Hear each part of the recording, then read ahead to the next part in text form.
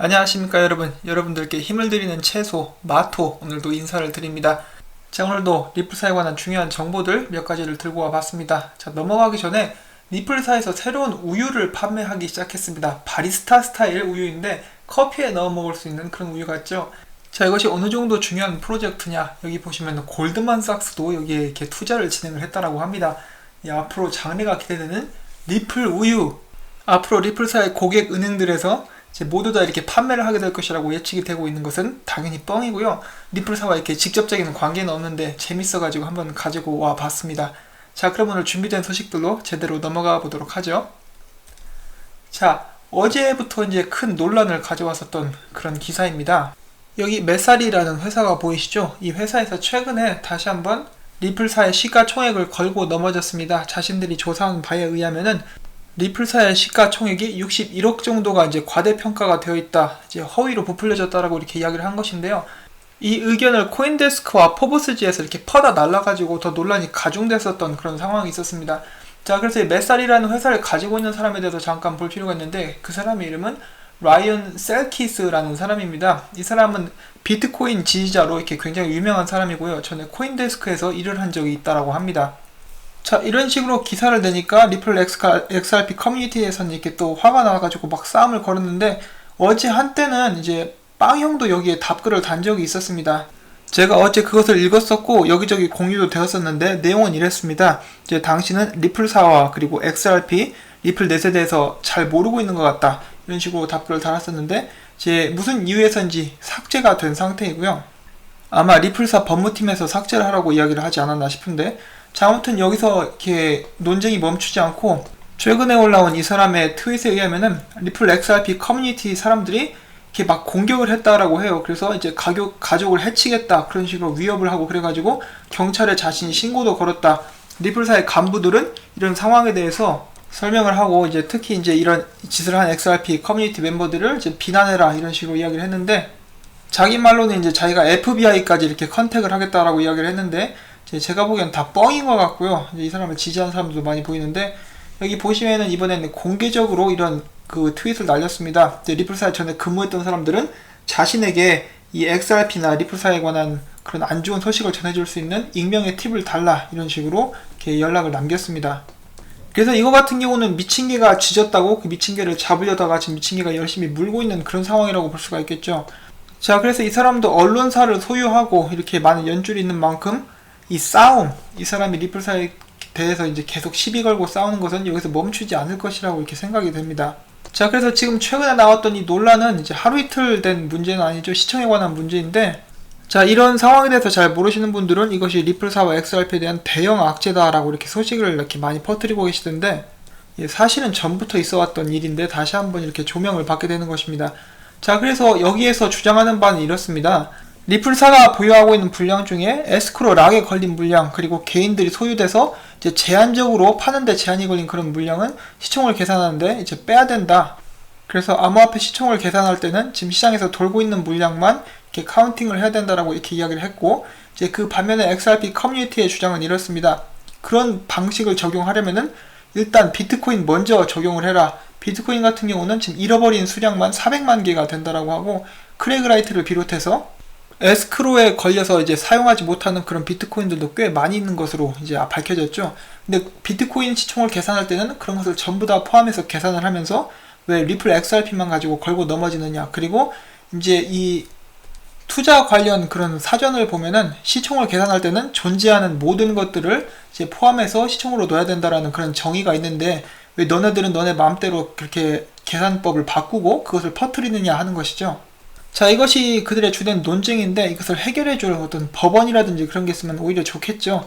그런데 그런 것이 없기 때문에 이런 논쟁은 앞으로도 지속될 것이라고 이렇게 생각이 되고 있습니다.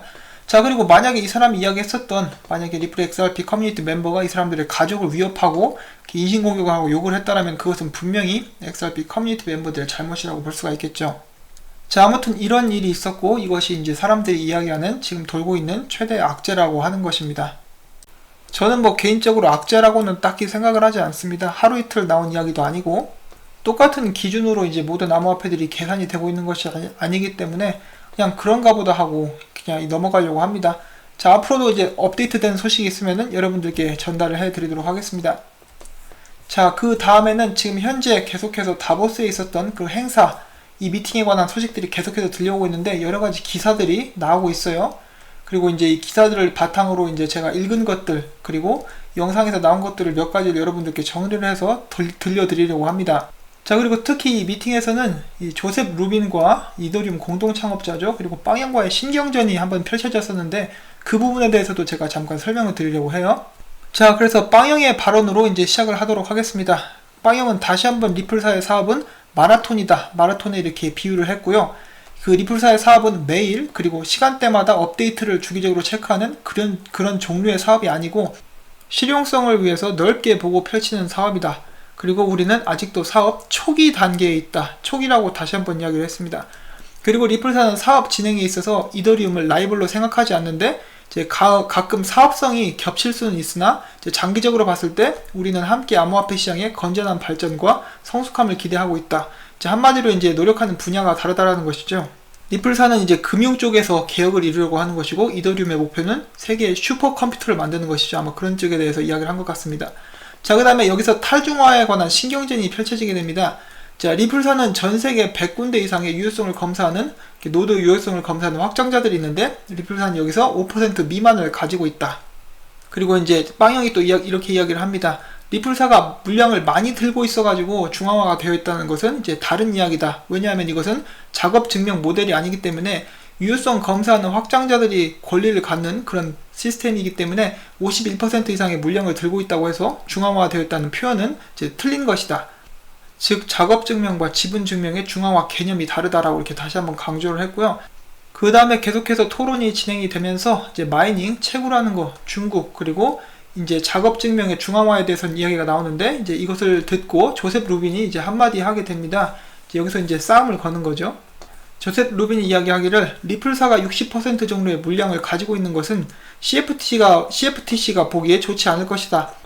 예를 들어서 누군가가 은의 총 물량의 60% 이상을 갖고 있게 된다면은 이제 CFTC는 그것을 어떻게 대응하겠느냐. XRP도 마찬가지로 가치가 있는 토큰이지 않느냐. 그랬더니 이제 빵형이 또 이렇게 대답을 합니다. 전체 XRP 55% 이상의 물량은 에스크로에 잠겨 있으며 우리는 그것을 함부로 사고 팔 수가 없다. 하지만 언제나 그렇듯이 우리는 시장의 건정성을 위해서 그 모든 것을 오픈하고 있다. 그러자 조셉 루빈이 또 이렇게 깐죽대면서 그래도 니네들 정기적으로 팔고 있지, 그렇지? 그러자 빵형이 이렇게 다시 대답을 합니다. 그래도 우리는 다 오픈한다. 너네도 이더리움을 팔지 않느냐? 너네는 얼마나 파는지 오픈하지 않고 있다. 왜 감추냐? 이 시장에서는 투명성이 정말 중요한 것인데 이 시장이 발전하려면 정말 성숙하게 모두 다 이렇게 투명하게 모든 것을 오픈해야 된다. 이런 식으로 이야기를 하자 조셉 루빈이 약간 당황합니다. 자, 나중에는 이 사회자가 물어봅니다. 조셉 루빈에게 물어보는데 당신은 이더리움을 가장 많이 들고 있죠? 그래서 조셉 루빈이 이렇게 대답을 합니다. 뭐 그렇게 사람들이 이야기를 하곤 하지만은 그것을 뒷받침하는 데이터는 없습니다. 이렇게 대답을 하는데 당연히 없죠. 한 번도 까발린 적이 없으니까. 그래서 사회자가 다시 이렇게 물어봅니다. 그러면은 컨센서스가 가지고 있는 이더리움 회사죠. 컨센서스가 가지고 있는 그리고 당신이 가지고 있는 이더리움의 재물을 어떻게 관리하고 있습니까? 그러자 조셉이 또 이렇게 이야기를 합니다. 대답할 수가 없다. 우리는 다른 여느 회사와 마찬가지로 우리의 재물을 관리한다. 이때 또 빵형이 이제 한마디 합니다. 그동안 쌓여왔던 울분이 어느 정도 나왔다라고 이렇게 저는 생각을 하고 있는데 무슨 화를 내거나 그런 건 아니에요. 근데 그 답답함을 제가 엿볼 수 있는 그런 부분이었습니다. 이 부분에 대해서는 잠깐 같이 시청을 하도록 하시죠. So, to return to a point that Brad, you were making, Joe, it's been said that you are one of the biggest Ethereum holders. You it has been said. I've heard that. Yeah. Yes. Based on no data. How do you go about managing your treasury within Consensus and your own personal one? I guess no comment. So we personally, in terms of Consensus, we are a small fraction of the Ethereum asset and all the assets on the Ethereum platform, and we manage our treasury like a company would manage its treasury. The only interjection I have here is I find it interesting that Ripple is attacked for being transparent. because we are very proactive and we put actually the next XRP markets report, which we do quarterly, will come out sometime into this week. But because we share that information and we're attacked for it, yet other platforms don't share that information, and so they are insulated from those same critiques and criticisms. I think in the dictionary that's called hypocrisy. I'm not 100% sure, but it's close. Is there any plan for greater transparency within Consensus in terms of how it deploys its Ethereum? Internally, sure. And we're a private company, and we Ripple's a private company too. Absolutely. And transparency is important to us, but we also have to be strategic about information that we release, and we, with respect to those sorts of issues, I haven't really thought too much about whether we need to disclose how we pay people, when we pay people, etc. 예, 이런 식으로 이야기를 했습니다. 그래서 빵형이 이렇게 이야기를 하죠. 내가 한 가지 이렇게 이야기하고 싶은 게 있는데, 리플사 같은 경우는 모든 판매 내역이나 모든 그 가지고 있는 홀딩 내역을 투명하게 공개를 한다. 그렇기 때문에 사람들이 리플사를 비난을 하고 있다. 다른 암호화폐 플랫폼들 같은 경우는 모든 것을 감추고 있다. 그들은 감추고 있기 때문에 오히려 비난을 더 받고 있지 않다. 그리고 남들을 비난한다. 내가 생각하기에 이거는 아마 좀 위선적인 것이 아니냐 이렇게 이야기를 했는데, 이제 사회자가 이렇게 다시 조셉에게 물어봅니다. 나중에 암호화폐 관련 재물을 이제 공개할 의향이 있냐? 이더리움에 관련해서 이야기를 한 것이죠. 그랬더니 이제 조셉이 이렇게 우물쭈물대면서 내부적으로는 이제 그렇게 할 것이다. 그런데 우리는 사기업이기 때문에 라고 하니까 빵형이 갑자기 나서서 우리도 사기업인데 우리는 공개하는데, 그러니까 조셉이 맞아요. 당신들도 사기업 맞는데 우리 같은 경우는 이제 정보를 조금 더 전략적으로 공개를 하려고 합니다. 뭐 이런 식으로 이야기를 했습니다. 그리고 이제 앞으로도 공개하지 않겠다라는 뉘앙스를 강하게 풍겼고요. 자, 그래서 그 짧은 미팅을 통해서 조셉 루빈이 빵형에게 화가 단단히 났는지 이 기사 있죠. 이 중앙화된 기사가 나오자마자 이제 바로 공유를 했습니다. 조셉 루빈이 그 기사를 이제 공유를 하죠.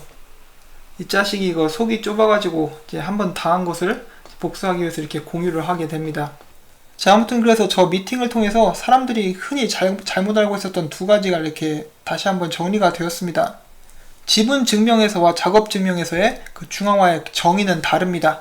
작업 증명 같은 경우는 최근에 있었던 이더리움 클래식 공격처럼 51% 이상의 물량을 차지하게 되면은 해킹을 하거나 이제 마음대로 휘저을 수가 있는데, 지분 증명 같은 경우는 바로 노드를 그렇게 많이 차지를 해야 그것이 가능하다라고 이렇게 밝혀졌었고, 많은 사람들이 계속해서 리플사에 대해서 비난을 하고 있지만은 비난받는 이유는 오히려 리플사가 정직하게 나와서 투명하게 모든 그 사업성을 공개하기 때문이라는 것을 다시 한번 알게 되었죠. 만약에 저희들이 이더리움 회사라든지 그런 데서 이제 정직하게 그들의 재무 내역을 공개를 하게 된다면은 그들도 이제 굉장히 구린 것들이 많이 있을 것이라고 생각을 합니다. 그리고 제가 리플 홀더라서, XRP 홀더라서 이렇게 말씀을 드리는 것은 아니지만은, XRP를 판 돈으로 뭐 하죠, 리플사가? XRP 생태계를 조성을 하는데 씁니다. 그렇기 때문에 그들 스스로를 위해서가 아니라 정말 XRP 이코시스템을 위해서 사용을 하고 있기 때문에 저는 어떻게 보면 좀 정당하게 팔고 있다라고 이렇게 생각을 하고 있고요. 이런 부분들을 이제 많은 사람들이 간과하는 부분들이죠. 그래서 무조건 비방하는 사람들의 말만 듣고, 특히 이제 가격이 오르지 않는 것 때문에 더 그런 부분이 있기 때문에, 아무튼 저는 이러한 부분에 있어서 이제 빵형의 기업인의 자세가 이제 본받을 만하다라고 이렇게 생각을 해봅니다. 자, 그 외에는 이제 호재가 있습니다. 어떤 호재가 있느냐? SABB은행, 사우디아라비아에 있는 그런 은행인데요. 이들이 이야기하기를 SABB는 이제 사우디 중앙은행으로부터 허락을 받은 몇 안 되는 은행으로서 2018년 그 12월 말부터 이제 리플사의 기술을 사용해서 인스턴트 세틀먼트, 그 결제를 이제 시작을 했다라고 이렇게 밝혔습니다. 자, 여기서 중요한 부분은 인스턴트 세틀먼트, 이것을 가능하게 하는 것은 바로 XRP와 XRapid이죠. 그래서 여기에서도 사용을 시작했다는 것을 저희가 알 수가 있는 그런 부분이었습니다. 물론 지금 현재 사용 초기이기 때문에 굉장히 많은 양의 손금액을 사용하고 있는 것 같지는 않습니다. 자, 그렇지만 또 다른 은행에서 XRapid을 사용한다. 굉장히 큰 호재라고 볼 수가 있겠죠. 이제 시작하는 단계이기 때문에 이런 것들이 굉장히 많아지고, 이제 제품이 더욱더 이제 확실하게 인정을 받게 된다면 많은 곳에서 더 많은 금액들을 사용해서 송금을 시작할 것이라고 이제 생각을 하고 있습니다. 빵형이 이야기했던 대로 마라톤은 이제 막 시작을 했다라고 볼 수가 있겠죠. 자, 그리고 여기서 한 가지 더 추가적인 어떻게 보면 깜짝 놀랄만한 그런 소식이 있는데, 이 SABB는 사우디에 있는 은행이죠. 근데 보시면은 그것의 주인은 바로 HSBC 은행입니다. 제가 얼마 전에 또 영상을 특별하게 만들었었던 HBC 은행이 이것을 소유하고 있어요. 그래서 다 연결이 되고 있습니다. 좀 신기한 부분이기도 한데, 이런 부분들을 한번 이렇게 짚어드리고요. 이제 다음 소식으로 넘어가도록 하겠습니다. 다음에 또 깜짝 놀랄만한 소식이 있는데, 여러분 제가 한 달 전쯤이었죠. 비자가 이제 리플사의 기술을 4년 동안 사용을 해온 얼스포트를 인수했다라고 말씀을 드렸는데, 그때 기사를 봤을 때는 전 그때 계약이 다 끝난 줄 알았어요. 근데 이제 알고 봤더니 계약이 끝난 게 아니라 거기에 이제 입찰을 한 거였더라고요. 그래서 이번에 이제 비자의 라이벌인 마스터카드에서 이번에 새로운 더 높은 입찰가를 내놨습니다. 비자에서 내놓은 입찰가가 1억 9,800만 파운드, 그리고 마스터카드에서는 2억 3,300만 파운드를 이렇게 제시를 했는데, 아니 이게 지금 무슨 일입니까 여러분? 왜 얼스포트를 두고 이렇게 싸우고 있죠? 이제 얼스포트가 이제 가지고 있는 기술 때문인지, 아니면은 이제 저희가 모르고 있는 뭔가가 진행이 되고 있는지는 모르겠지만은, 이제 저희가 긍정적으로 생각할 수 있는 부분, 얼스포트는 리플사의 기술을 4년에서 5년 동안 계속해서 이렇게 가지고 와서 사용을 했었던 그런 회사다라는 것을 알 수가 있겠죠. 그래서 일각에서는 이런 것을 두고 이 비자와 마스터카드가 리플사의 기술을 두고 다투고 있다, 뭐 이런 식으로 이야기를 하고 있습니다. 저희가 한 가지 확실하게 알 수가 있는 것은 이 두 회사가 정말 공개적으로 싸움을 하게 될 만큼 중요한 무언가가 걸려있다는 것이겠죠. 저희가 볼 수 있는 그림에는 한계가 있기 때문에 이런 큰 움직임을 두고 추측밖에 할 수 없는 것이 좀 안타깝습니다. 자, 이 얼스포트를 누가 인수하게 될지 이제 굉장히 기대가 커지고 있는데, 정말 흥미진진합니다. 이렇게 거대한 두 기업이 공개적으로 싸움을 할 만큼 중요한 일, 어떤 것이 있을까요? 자, 그 다음에는 몇 가지 상장 소식을 전달을 해드리도록 하겠습니다. 후오비에서 이번에 이제 라이코인 선물 시장을 이제 개장을 했습니다. 그리고 다음에는 XRP 선물 시장을 가능하게 할 거라고 하는데, 상품이라고 봐야겠죠. 라이코인 같은 경우는 이걸 발표하고 나서 3.36%가 상승을 했는데, XRP 같은 경우는 어떤 식으로 영향을 미칠 것인가. 이 선물 시장이 항상 좋지는 않기 때문에 이제 긍정적이 될지 부정적이 될지 조금 더 두고 봐야 될 것 같습니다. 그 외에는 엑스체인지가 이번에 유럽으로 이렇게 발을 넓힌다라고 합니다. 엑스체인지에서 파는 것은 이제 거래를 하는 것은 주로 비트코인과 XRP라고 하기 때문에 이제 저희들에게도 좋은 소식이 될 수도 있겠죠. 그 다음에 페이센트, 여기에서는 이제 카드에 암호화폐를 넣어서 직불 카드처럼 사용하게 되는 그런 서비스를 제공하고 있는 것인데, 이제 XRP를 지원한다라고 합니다. 자, 마지막으로 전달해드릴 소식은 이 엘리페이라는 슬로베니아에 있는 회사인데, 여기에서 또 이제 슬로베니아에서 암호화폐를 통해서 결제를 할 수 있게 도와주는 것이 이제 프로젝트가 진행이 되고 있는데, 240개 이상의 그 장소에서 암호화폐로 지불을 할 수 있게 되었다라고 합니다. 그래서 암호화폐 전반에 굉장히 좋은 소식이라고 볼 수가 있겠죠. 자, 오늘도 전달을 해드릴 내용들이 많아서 이렇게 영상이 좀 길어졌습니다. 이런 점에 대해서 좀 양해를 부탁드리고요.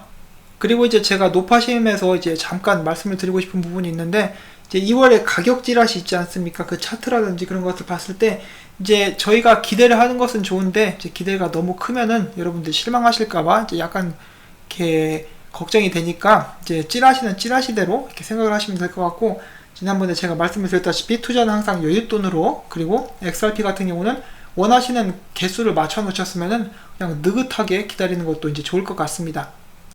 그리고 제가 또한 한 가지 약간 불안한 게, 지금 이렇게 비트가 힘이 없어요. 그래서 비트가 떨어지게 되면은 XRP도 같이 아무래도 떨어질 가능성이 많기 때문에 이런 부분도 염두에 두시면 좋을 것 같습니다.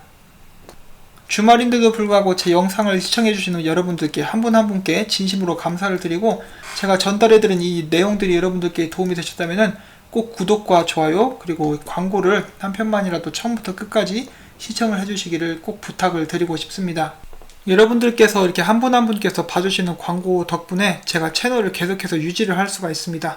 정말 다시 한번 감사의 말씀을 드리면서 저는 이만 물러가도록 하겠습니다. 안녕히 계십시오.